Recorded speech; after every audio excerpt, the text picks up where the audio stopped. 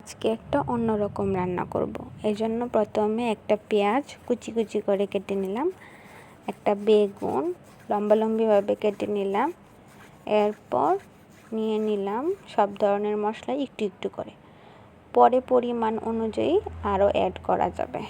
ভাবলাম এক মুঠ ডালও নিয়ে নিই, সাথে নিলাম 2টা ডিম আর একটা আলু, ওইটাকে কুচি কুচি করে কেটে নেব।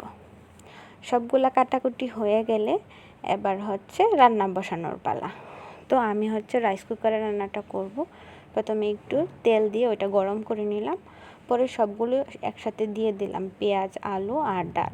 এটা একটু ভাজাভাজি করার পরে মশলাটা দিয়ে দিব আর অল্প একটু পানি।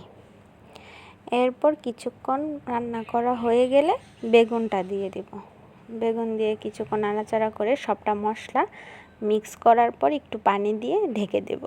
কিছুক্ষণ পরে বেগুনটা নরম হয়ে যাবে, তো এর মধ্যে ডিমগুলো দিয়ে দিব আর ডিম দিয়ে ঢাকা দিয়ে দিলে কিছুক্ষণ পরেই তরকারি রেডি।